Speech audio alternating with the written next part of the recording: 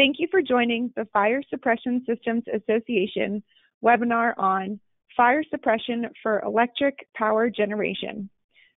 Your phone lines have been muted. If you have any questions during the presentation, please type them in the question box on the bottom right-hand side of your webinar control box, and we will take them at the end of the presentation. This webinar is being recorded and will be available to download after the presentation is over. With us today, we have our webinar chair, Todd Stevens with Canestraro, and our presenters, Steve Rice with Protegis Fire and Safety, and Tom Wysocki, FSSA's Technical Director. I'll now turn the mic over to Todd to introduce our presenters. Thank you, Becca, and welcome all to the FSSA webinar series. Before we begin, I do have one quick announcement. Excited to share with everybody a save the date for the 38th FSSA Annual Forum, which will be held on February 20th through the 24th of next year in Kissimmee, Florida. Really excited about this year's forum. A lot of great things that we're going to be bringing to the table, so keep an eye out for registration because that will be opening very soon. I also just wanted to thank all the attendees today. I wanted to note that we've seen a large increase in attendance to our webinar series over the last year, and we really appreciate your participation and support. And we're excited about future webinars as well, so please stay connected with us. With that said, we have our two great presenters today. Becca had mentioned, and I just wanted to briefly do an introduction. Our first presenter is Steve Rice, who is the Operations Manager for the Installers Division at Protegis Fire and Safety. Steve is knowledgeable in notifier, ANSEL, and KITA for fire alarm, networking, suppression, and foam. He is certified in confined space and wind turbine climbing, which sounds pretty exciting. Looking forward to hearing more about that, Steve. And is state Ohio license for fire alarm detection, sprinkler standpipes, engineered extinguishers, pre-engineered, and portables. He is certified OSHA 30. He's NICET Level 3 for both fire alarm and special hazard systems, and serves on the FSSA Program Committee as the chair, and also as a representative for FSSA on NFPA 409, 415, and 423. Our other presenter is Tom Wysocki, who is the Technical Director for FSSA and has been since 2005. Tom has about 46 years in the fire protection industry. If Tom doesn't know, then it doesn't exist. He is also a member of several NFPA committees, 12, 12A, 75, 2001.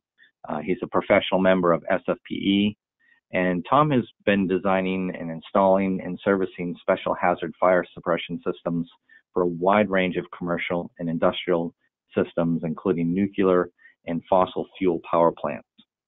He is currently employed at Guardian Services Incorporated, which is a fire protection consulting firm providing research, development, risk assessment, general fire protection consulting, and expert witnessing for both manufacturers and end users. So that's a mouthful, but you get the point. These two guys know what they're talking about. We're excited about this presentation on fire suppression for electrical power generation. And at that, I will hand it off to Tom. Tom? Thank you, Todd. Well, fire suppression in electric power generation could be a webinar or a course that took a week or two, but we only have 45 minutes. So we're going to move ahead over here with the next slide. And we see that these facilities can range anywhere from relatively small, like a wind turbine that we see here, to a combustion turbine peaking station, or a full-scale power plant, such as this nuclear plant that's a picture of 3 Mile Island over in Harrisburg, Pennsylvania. Last year, there were over 4,000 billion kilowatt hours of commercial electric power generated here in the United States. And on the next slide, we see the various sources of energy to generate that power. Number one, in the United States and worldwide is the burning of fossil fuel. Last year, natural gas actually overtook coal in that category. Nuclear power comes next. All the renewables combined totaled about 17% of our US power generation. And wind, which Steve Rice is going to cover in some detail later in this webinar, was up to almost 7% of the US power total. In power generation, there are a lot of various hazards, pieces of equipment, as we'll see on this next slide. And again, you could see it would take easily a week's worth of webinars to cover all of these. Each type has its own fire risks, and there is a whole range of fire protection options available to combat the risks. The one, as we've mentioned, we're going to cover in some detail are the wind turbines, which Steve will take. On the next slide, we can see that fires are not at all uncommon in power plants. You go on the internet, you can very quickly find multiple examples of fires. Here's one I found, I think it was last week, relatively small event where a transformer explosion occurred, and it took 4 hours, 65 firefighters to contain this blaze. And in this case, power generation was not interrupted. That's not always the case, though. In this next slide, we see this was a 2004 fire at the Drake Power Plant in Colorado. Here we had pressurized oil that sprayed onto hot steam pipes and ignited. This took 120 firefighters, 23 fire apparatus, and 3 hours. They brought the fire under control, and crews continued to secure the hot spots for several more hours. In this case, they lost the power plant functionality. Matter of fact, the utility was granted a 7.4% rate increase from consumers to cover the cost of buying alternate power for their grid. Only took 10 months, which was fairly quick for them to reestablish the operational status of the plant, and believe it or not, they actually rolled back their rate increase. They didn't keep it, not like our tax increases, which once we get them, well, we won't go there. Next slide. FM Global, who insures a lot of power plants as well as other things, they did a study and they noted that in 15 years, there were 17 turbine building fires, mostly involving hot oil. $400 million in gross property loss. Lost generating capacity was 20 million megawatt hours, and the average production outage was 24 weeks. And among these plant fires, several actually caused the plant to be permanently abandoned. So it's a big deal. NFPA has a number of documents that give information on fire protection and power plants. 804 is a standard for nuclear power plants. 806 is another standard related to nuclear power industry. 850 is a recommended practice for fire protection for your general electric generating plants. Covers everything except for nuclear and hydroelectric plants. 850's Chapter 10 actually gives guidance on the wind turbines that Steve is going to discuss today. Two additional NFPA documents commonly applied in power generation industry are NFPA 85 that covers the boiler and combustion systems that are used in steam operated power plants that burn fossil fuels, and NFPA 68, which covers some explosion protection, particularly of interest in coal-fired power plants. For nuclear plants in the United States, the Nuclear Regulatory Commission publishes their regulations in the Code of Federal Regulations 10 Part 50. Internationally, I found this fairly recently. There's a set of guidelines that gives some very good information on fire protection, both for nuclear plants and also worth consideration for fossil fuel power plants. EPRI keeps a database of fire events, and on their website they also have published several studies on fire protection methods for various types of power generation facilities. And finally, Factory Mutual Global, who I mentioned earlier, they offer data sheets on the protection of specific fire hazards that are found in power generation facilities. And these data sheets, very informative, are available free of charge on the FM Global website. So that gives you some background, some further places to look for information on things that may be of interest to you that we won't get to in the webinar today. So if we can move the slides forward a little bit here. Going backwards, I believe. One more and another one. Thank you. Okay, about 95% of the commercial electric power generated last year in the USA involved converting mechanical energy to electrical energy in a generator, such as we see here. The sources of mechanical energy are various, but steam-driven turbine generators are the #1 source.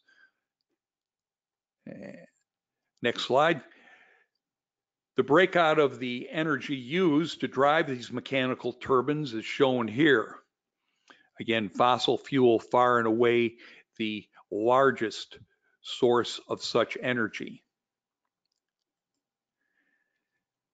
Coal, natural gas are often burned to produce steam, and the steam then drives a turbine, which turns the generator. United States last year, 64% of our electric power came from burning natural gas and coal, And worldwide, you'd find that the percentage from fossil fuel is much greater. Nuclear power gave us about 19% of our electricity last year. And hydropower, water power, 7%. With wind-driven turbines accounting for almost 7%. Each of these types of power plants presents fire protection challenges, some of which are unique to the particular power plant, some of which are in common.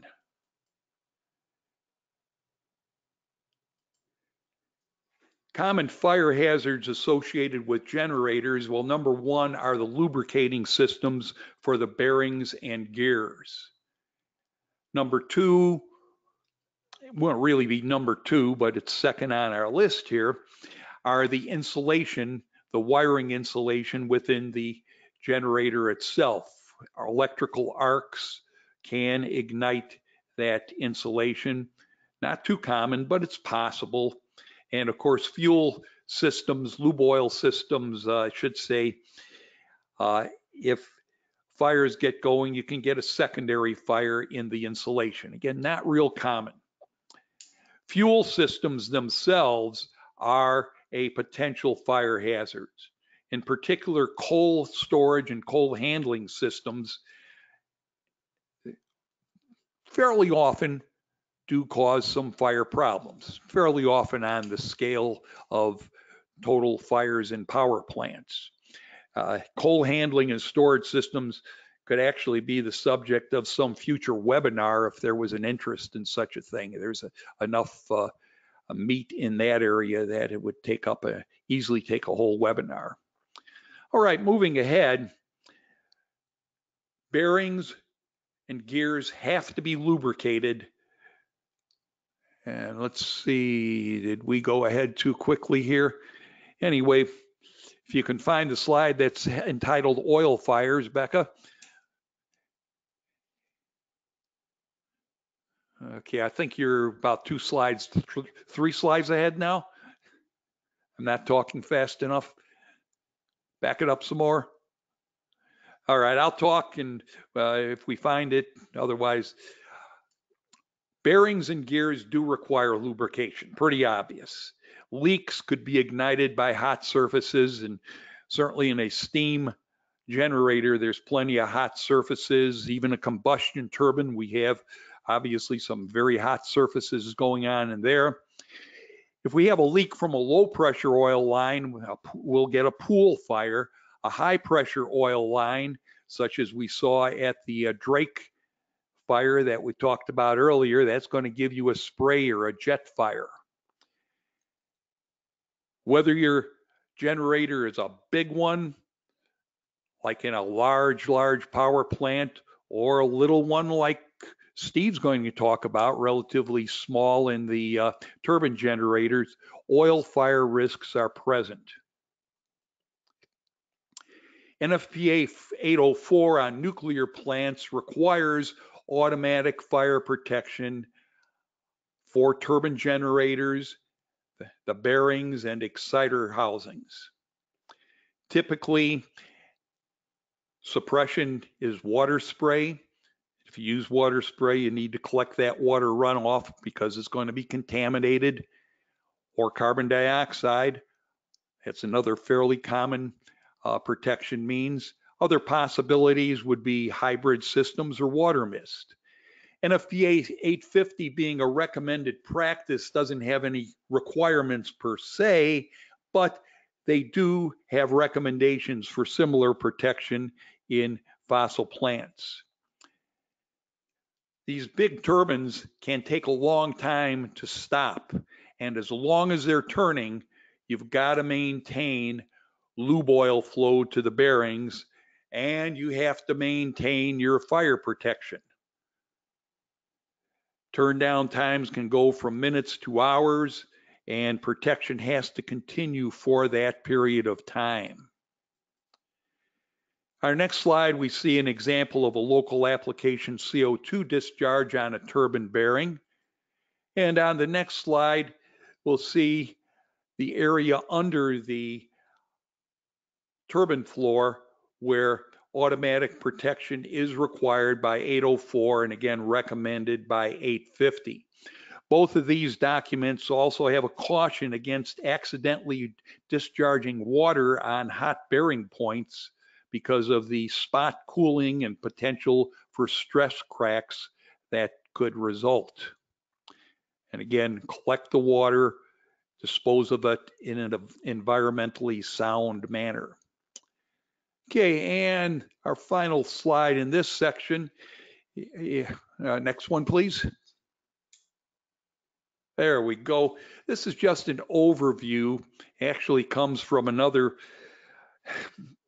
unfortunately, the source of this is no longer available, but the old Chemitron Cardox company published a set of fire protection application bulletins that discussed means for protecting all kinds of hazards. This is the one from their power plant bulletin. And you can see the various areas around the turbine generator and lube oil system that could be protected using a bulk CO2 tank. Of course, other things can be used for this type of protection also. Well, with that, with this overview, I am going to hand this program over to Steve Rice, who will go into some depth on the protection of wind turbines. Steve, take it away. Thank you, Tom, for that very informative overview of power generation suppression. Now I'll go into detail on detection and suppression, specifically for wind turbines. So, what is a wind turbine? Wind turbines are devices installed consisting of a tower, a hub on top called a nacelle, and blades attached to the nacelle. The typical wind turbine has 3 blades, but there are some out there that only have 2, and some with a spiral type blades. These energy producing devices convert kinetic energy from the wind into electricity. The blades turn between 13 and 20 revolutions per minute. These blades are attached to a slow axis gearbox that lifts the turning velocity from 13 to 1500 revolutions per minute. That gearbox then transfers its energy to a generator. In a typical installation, the energy generated runs from the nacelle's generator through the inside of the tower to the base. From there, it runs through an underground line to a substation. Once in the substation, the voltage is raised in the transformer in order to inject it into the electrical grid and be distributed into the points of consumption. These transformers are located in one of three places: inside the nacelle, in the base of the tower, or in a housing outside of the wind turbine nearby. According to the Global Energy Council, or GWEC, at the end of 2016, more than 341,000 wind turbines were spinning and generating energy. In June of 2019, wind power capacity worldwide reached 597,000 kilowatts. All wind turbines installed by the end of 2018 can cover close to 6% of the global electricity demand. If you look at the picture on the left, it shows you the relative size of these wind turbines compared to some well-known landmarks. If you look at the two wind turbines in the center, you can see how they compare to the size of the Statue of Liberty.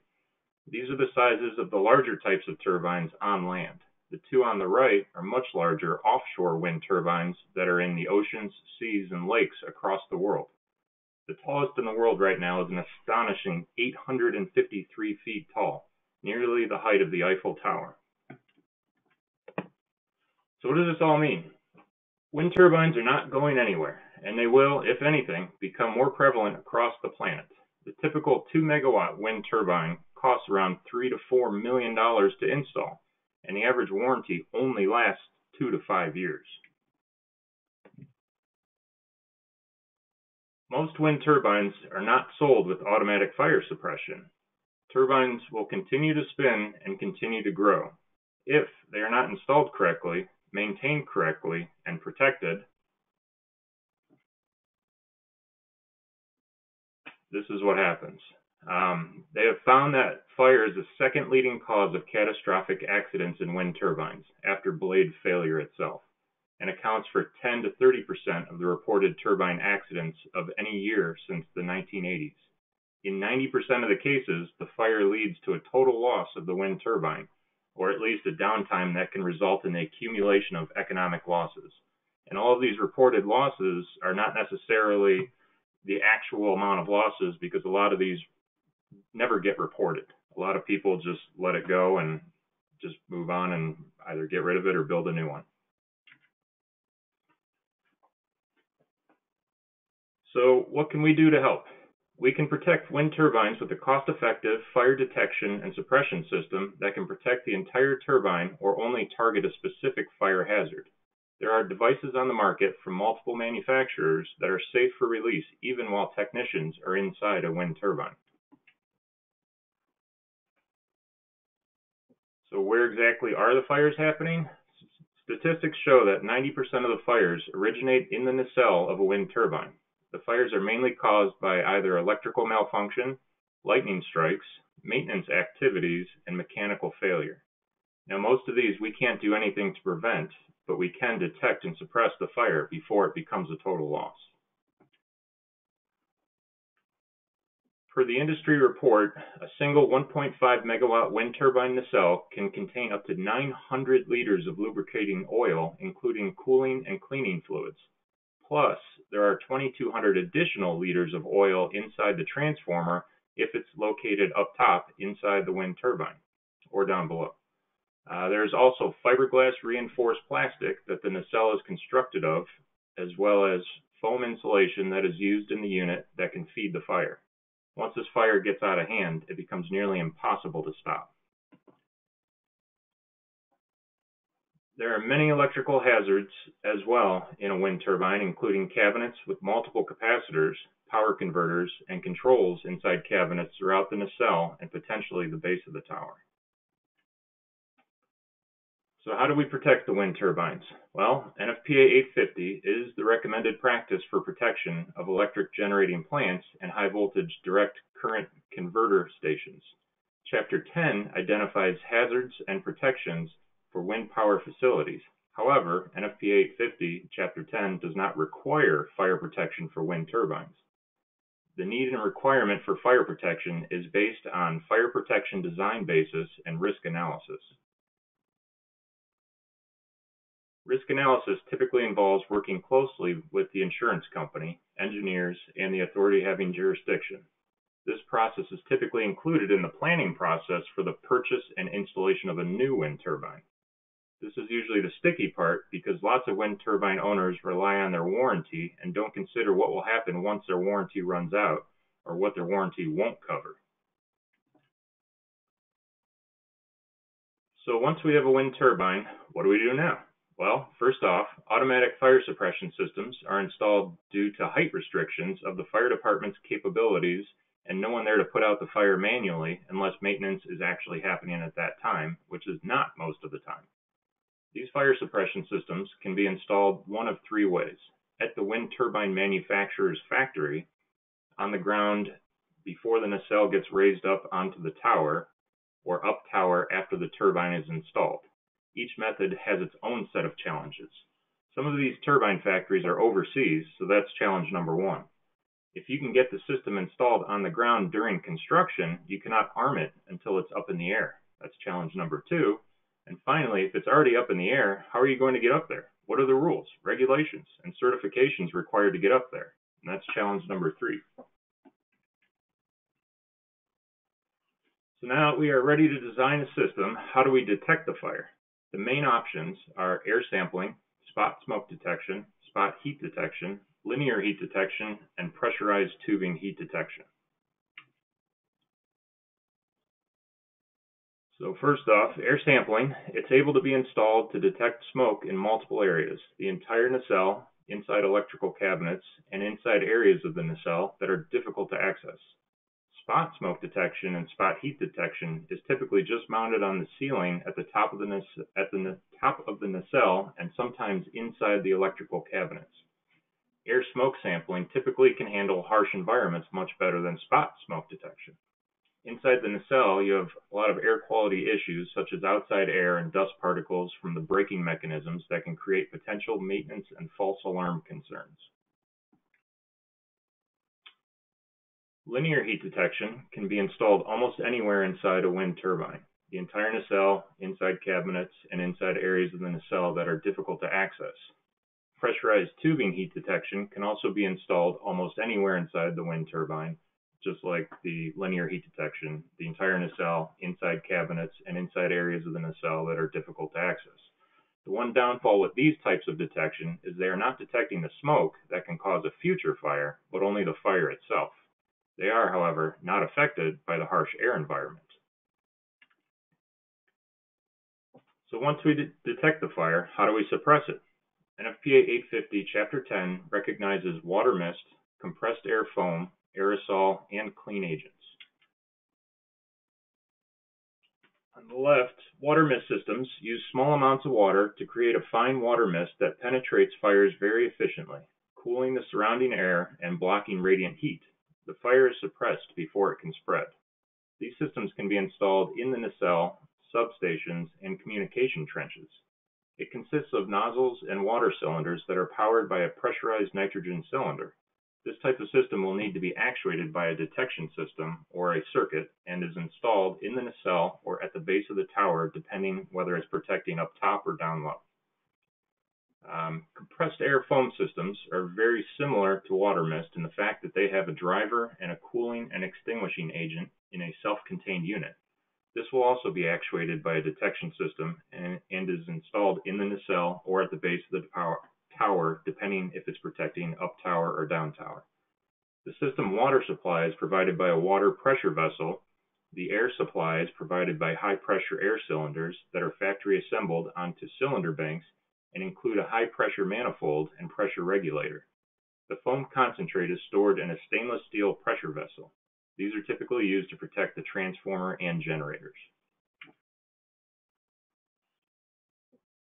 Aerosol is a potassium-based suppressant that can be used to suppress the entire nacelle or just protect the electrical cabinets. Aerosol comes in different sizes, which makes it very easy to install inside the cabinets and easy to use a larger sized unit or combination of multiple units to suppress the entire nacelle. Aerosol will need to be actuated by a detection system or a circuit, and the canisters have an installed shelf life around 10 to 15 years, I believe. Clean agents can be either full-sized or micro-suppression systems. Full-size systems can be installed in the base of the tower and have the piping reach all the way up to the nacelle, or be installed in the nacelle itself. I don't believe this is very common, but it is a possibility. This would be used to protect the entire nacelle and of course would have to include louvers or dampers to contain the agent for the required amount of time. This would also need to be actuated by a detection system or circuit. The microsuppression systems are typically 4 to 12 pounds. Systems that are installed using the pressurized tubing, heat detections to suppress fires in the cabinets, the braking system with local application design, inside the generator, and the transformer. These are probably the most common systems you'll see in the field today because of their ability to not rely on electricity to function.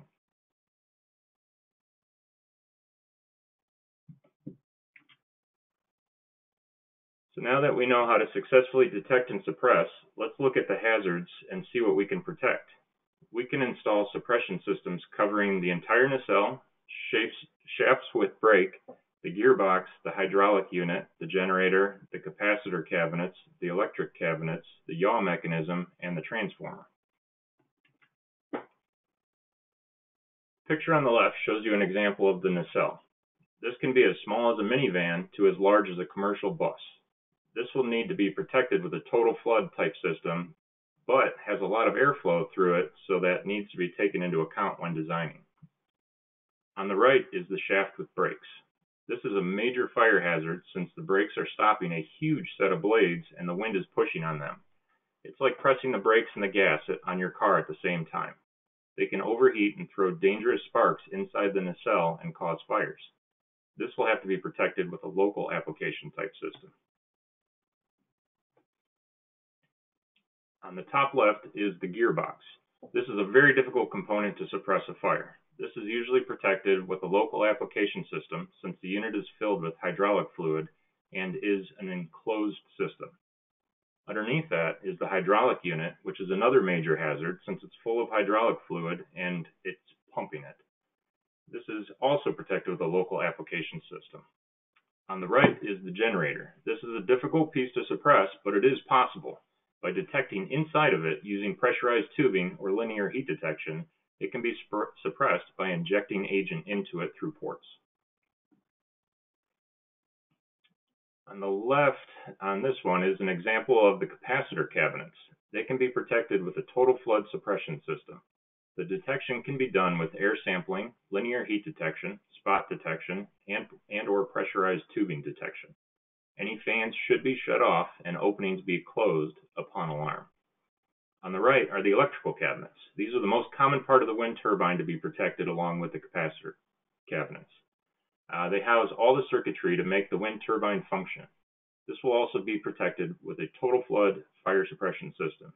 The detection can be done with air sampling, linear heat detection, spot detection, and or pressurized tubing detection. Any fans should be shut off and openings be closed upon alarm. On the left is the yaw mechanism. This can only be suppressed with a local application type system since it is open to the tower and the nacelle. It is used for rotating the turbine into the wind and has multiple motors that can be fire hazards.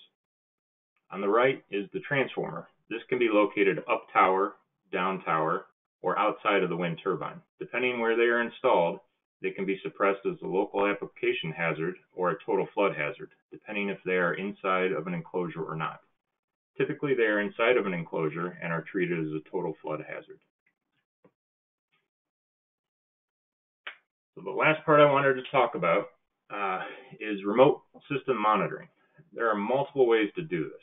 One way is a system that monitors the level of the actual agent through the tank itself via an ultrasonic sensor. It monitors to verify that the liquid level is at the right level and the system is connected to the wind turbine SCADA system. This lets the customer know that the system's agent is still inside of the system and that at the correct level and is available for discharge. If this system detects a low agent level, it will send a signal letting them know that there is an issue and that they may not have enough agent to perform a successful discharge. Another way is by having pressure switches attached to the tanks or pressurized tubing that will also connect to the SCADA system and enunciate that there is a low pressure situation. Both methods have their value when you cannot easily get to the cylinder that may be 150 to 500 feet in the air. So that's everything I have for this. There's nothing we can do to prevent wind turbines from falling over, but there is in fact something we can do to prevent a total loss from a fire. Thank you.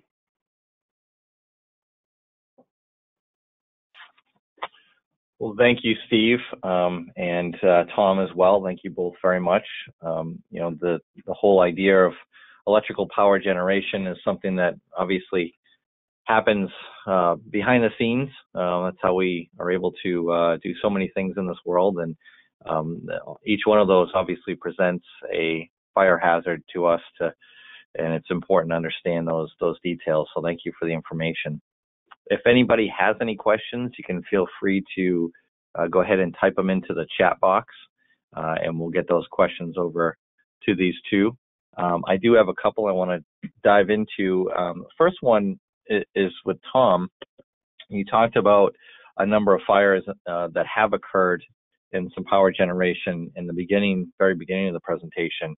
Do you know what the hazard was in those cases, and or how those fires started? Do you have any idea? Well, the one of them I think I mentioned was a lube oil fire on the generator floor. A lube oil leak in a high pressure line was ignited when it came in contact with some hot steam pipes. That was the Drake fire. The other one was some type of a fault in an outdoor transformer, which caused it to explode, and those are not uncommon.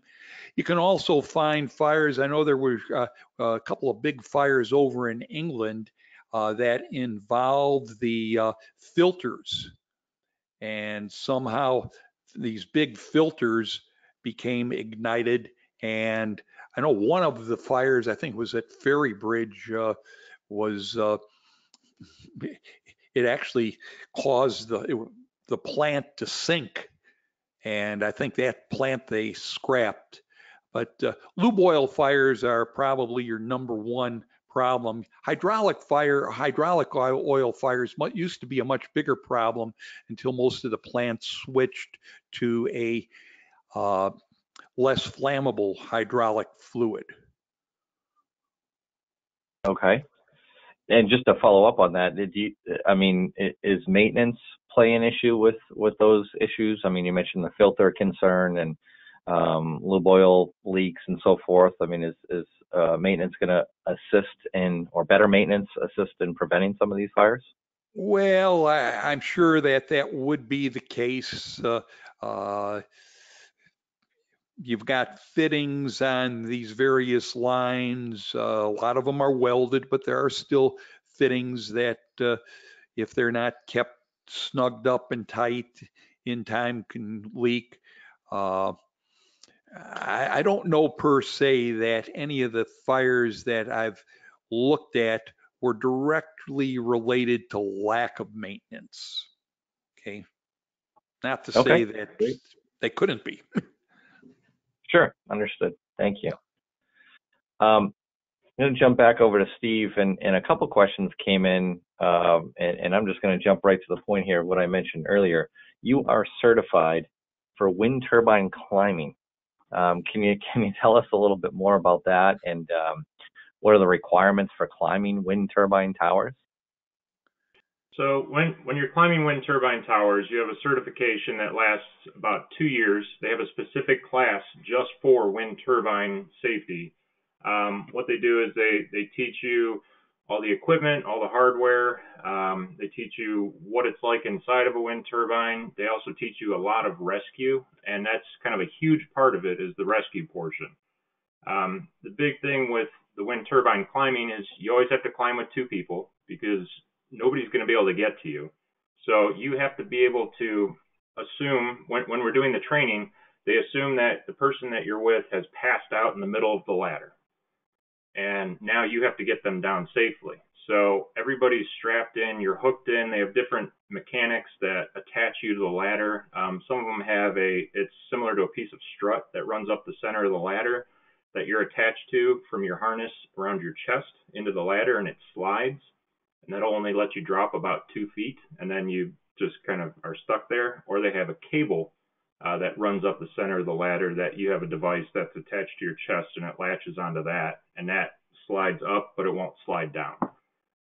So the problem is if somebody passes out in the middle of the ladder, you have to be able to get them off of the cable or that strut and onto a rescue device, which they have rescue devices that have rope, and it has a mechanism that will slowly lower about, I think it's 3 feet a second or something, or 1 foot a second. It'll slowly lower that body, or hopefully not a body, but a very alive person down to the bottom. So you can either drop them down the ladder section, or you can actually, if you're all the way at the top of the nacelle, hook up the rescue device and actually drop them outside the free air next to the tower. So you have to be very cognizant of what size tower you're climbing to make sure that your rope is long enough. If you're climbing a 300-foot tower, you better have at least 300 feet of rope in the bag that you're carrying up. And you actually have to carry this equipment up with you. But yes, the class, it's an interesting class. It's fun. It's a great class. There's a few different companies across the country that teach it, but it lasts about every 2 years, so you have to get recertified. Yeah, that's pretty interesting. We have to stop and think. Not only do we have to be fire protection experts, but also have to be certified in doing some of this climbing. That adds another element to protection of those. So that's exciting. Thank you. Tom, I'll throw another question back to you.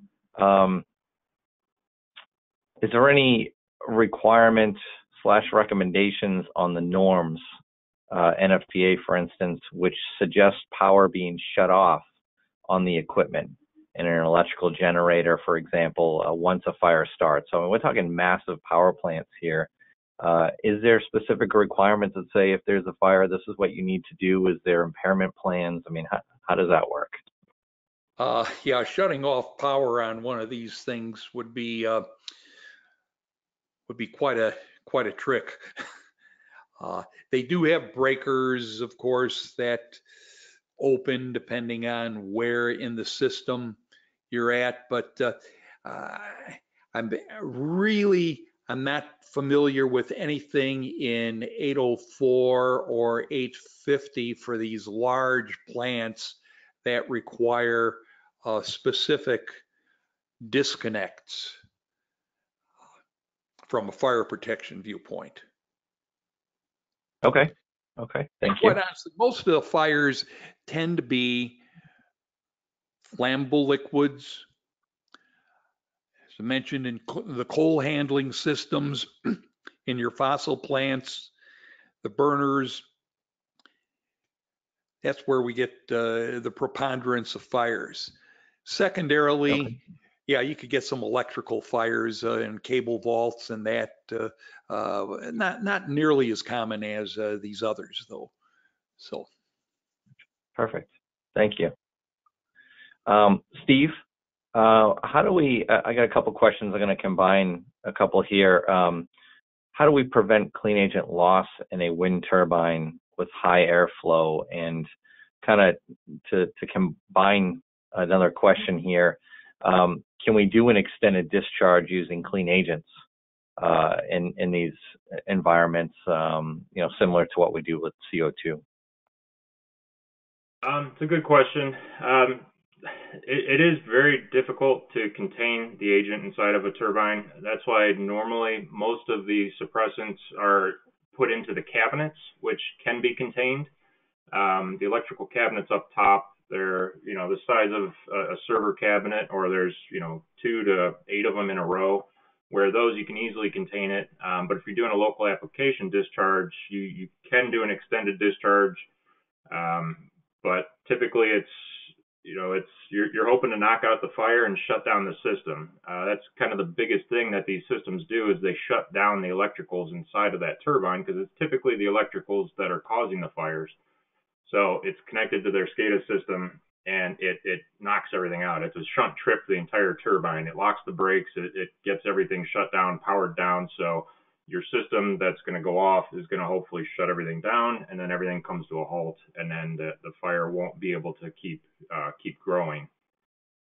So hopefully that answers that. As far as the high airflow, if you have massive leakage, that's where something like an aerosol could be able to be a better situation, or water mist or foam, where they're not really reliant on that clean agent hold time that you're going to be required, similar to a server room. Gotcha. And also to follow up, what's the typical ambient temperatures that you see in a nacelle in the tower? Are these conditioned spaces? Are they heated? Is it just the, are they, what do you typically see with that? So they're not conditioned at all. In the winter time, they can get very, very cold, especially if the turbine's turned off for maintenance. If not, the actual generator itself and all the mechanisms inside are warm and will warm up the inside of the turbine. In the summer, they get pretty darn hot. But yeah, there's really no conditioning or heating. The components themselves typically heat the turbine, and sometimes they have heaters inside the cabinets to keep the electronics, from getting too cold. And then they have the fans to keep air movement. But you got to remember that these turbines are, 150 to 500 feet up in the air. So if it's 90 degrees down at the ground, it's not 90 degrees up there. You have a nice cool temperature that's keeping things cooler than, the ambient temperature on the ground. Right. So the hottest place the hottest place really is inside the tower. That's where you kind of have dead air that you're climbing up through a lot. So that probably is your biggest heat issue in the summertime if you have to climb. Yeah, I guess just considering some of the options you discussed with the suppression, that's just one of the things that people will need to have some sort of a head wrapped around the idea of what that ambient temperature is. So okay, thank you, Tom. All right, is there any reference documents in regards to suitable equipment in radiation hazard spaces within nuclear plants? Ooh, I'm sure there is, but I don't know what it is. Okay. Yeah, yeah, I'm sure there are requirements. I've seen it over the years. It's one of those things that, right off, I couldn't quote you. Okay, that's fine. And what about, there was a question that came in regards to NFPA 851, with a thought, was 851 absorbed by NFPA 850? Is that the same document now, or are those still two separate documents? Well, let's see. As of 2010, I'm not sure. I'm not sure. It's Okay. a good question. I'm just looking here on my latest copies are 2010, and they were still separate back then. So I don't know the answer to it. Okay, I'm sure Easy we can enough to find out. Dig up the NFPA website, www.nfpa, and they will have it on there. Perfect. Thank you.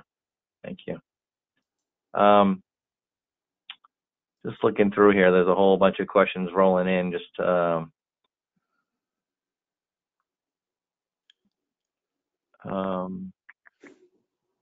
that's that question. I guess the question was, are we aware of any successful fire detection or suppression systems installed in detecting and suppressing wind turbine fires? So Steve, in your experience, have you physically seen a scenario where a system is activated and extinguished a fire and prevented catastrophic failure? Personally, no, but I know that there are plenty out there that have successfully put out fires. I know if you look at the manufacturer websites for some of the micro suppression systems, they've got some examples and some statistics. I don't know, Todd, you can say the names of the companies, but if you want, but there are definitely successful suppressions of could have been catastrophic fires. I mean, typically any fire inside of these turbines are very good chance that they become catastrophic because there's no way to put them out. I mean, the fire department can't reach them. So really their best bet is having either a maintenance person up top that can pull an extinguisher and put out the fire, or have one of these automatic suppression systems put out the fire, because I mean, these things are tinder boxes pretty much that are going to just keep going and going. And like I said earlier, there's full of tons of fluid inside of there that's just going to fuel it. Right. Correct. Okay. Another question, Steve, that came in was in the presentation. I know you mentioned pressure tubing heat detector. Yes. What is that exactly? Can you explain that a little bit more? So there's a few different manufacturers out there that use a hard tubing that's the size of a pencil about, and it's heat sensitive to a certain temperature depending on which one it is. Usually it's somewhere around 200 to 300 degrees, where this tubing is attached to the tank and can either become the detection for nozzles that would be going off. So what happens is you have this tubing, a fire touches the tubing or gets hot enough where now the tubing bursts, it releases whatever agent is inside of it.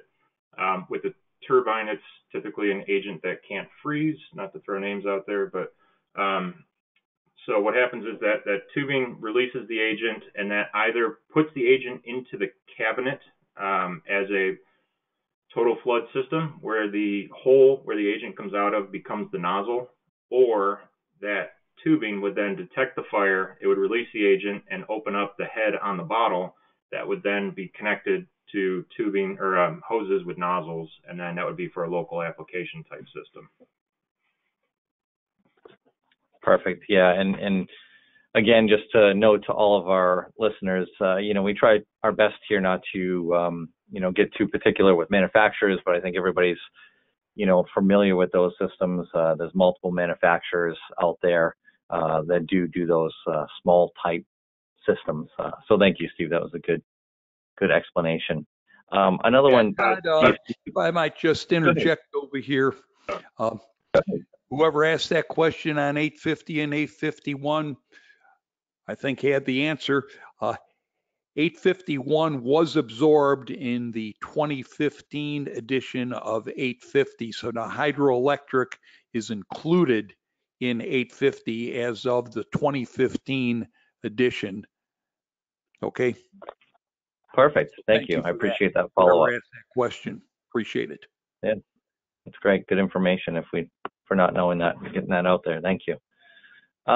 Steve, there's a conversation here about a turbine control system, DCS. I know you mentioned SCADA that does some of the monitoring. I think the question was just, do you see DCS being used for monitoring and releasing? And I don't know if these systems are listed or not. I don't personally know a lot about these systems, but do we see this DCS used, or are you familiar with that? Not at all. Sorry. No, the only thing that we're really that I'm familiar with is just whatever system that they have, a SCADA type system, SCADA, however you say it, just for basically going back to typically if you have a wind turbine farm, there's a house somewhere or a building somewhere that's controlling and monitoring all these turbines, and then they have wires that run between them. So we're just hooking up a pressure switch of some sort or some sort of alarm contact to their system to notify them, and then that also connects to their shutdowns. But to that specific system, not aware of anything on that. Perfect. And regulations for wind turbines. I know there's some discussion in Europe. There seems to be a lot more requirement for protection and detection inside of these turbines, but we don't seem to see that as much here in the U.S. market. Is that a correct statement, or can you talk at all to that? As far as the European side, I don't know exactly what they're doing over there, but I know it's a lot more prevalent over there. There's a lot more suppression in systems and turbines over there. It's becoming much, much bigger over here, and I think in the future it's going to start to be required, but that's my opinion. I don't see why it wouldn't be. There's the problem with the requirements is a lot of these turbines are farms that are farmland, where they essentially fall under the agricultural, where, you can, don't quote me, but kind of do whatever you want because you're going to burn your own farm down. You're not really going to burn your neighbor's farm down, or, fall on a house. But these things are being installed in cities too now, where, there's one up here in Cleveland where if it fell down, it would fall right across, a major road. So, we're protecting that one, but, they made that decision that it was more of a liability to not have any kind of protection because of what could happen to themselves, the money they invested, and their neighbors. So, I hope it becomes a requirement because, again, fire departments can't reach these things to put them out. So they really need to have something in there that can help them out and protect their investment, because it is a ridiculous amount of money that they're putting into these things. Yeah, it certainly sounds like there's still some work to be done, and all of us as fire protection professionals can certainly help with that, with knowledge and getting information out to different manufacturers of these wind turbines and being involved to help support that, I think. So that's a good point. So one of the other questions here, just so I can make sure I kind of cover everybody's question, asked about concerns with temperatures below freezing. Yes, of course, that's going to, if there is a concern of freezing, then that is going to affect, the thought process of using a water mist or foam system as well. You have to always analyze your surroundings when you're selecting the particular types of protection or agent you're protecting. So, correct. And they can add other chemicals to it so it won't freeze. Gotcha. Okay. Thank you for all that. I don't know if either one of you have anything else to add or any additional comments that you wanted to make, Tom or Steve. The only thing I would add is, I just hope everybody listening is a part of the FSSA Association, and if not, please join. It's a great group of people, and we do these kinds of things all the time. This is the kind of stuff that we love to do, and we enjoy doing it. And if you want to get involved, reach out to the association and see what you can do to get involved. Get in on the groups, the meetings, technical committee. There's a lot out there that we can do to really work on all this together. We got to keep growing with all this information that we have. There's gonna be a major issue eventually with a lot of the great minds in the industry are going to be retiring soon. So we really need to start passing that information down and work together as a team. That's it. Yeah, very good comments, Steve. And one other thing we might ask the participants, if you have any ideas or anything you like to see in a future webinar, send that information over to Todd and Becca, and certainly we're always looking for things that will be pertinent and of interest to people in the industry. Perfect. Thank you, Tom, and thank you, Steve, for that cheap plug. We do appreciate that. But you guys both are very highly regarded in this industry, and we appreciate you guys both taking your time to do this webinar with us today. Hopefully everybody was able to take something away from it. I certainly was myself. And if there are any other questions that come up after this, don't hesitate as the listening ship to reach out to FSSA about this webinar, about, as Tom mentioned, future webinars. We are always looking for new ideas, or if you're interested in membership, as Steve had mentioned, we'd be happy to support and answer any questions that you have. So with that said, thank you again, Steve and Tom, and we appreciate everybody for listening today. And look out for the next installment, which will be later in the fall. And I'll hand it over to Becca. Becca? Awesome. Thank you. And thank you to everyone who joined us today for the webinar on fire suppression for electric power generation. I do want to say, as a reminder, the presentation will be available on the FSSA website within the next week. Thank you again, and we look forward to having you join us on the next FSSA webinar.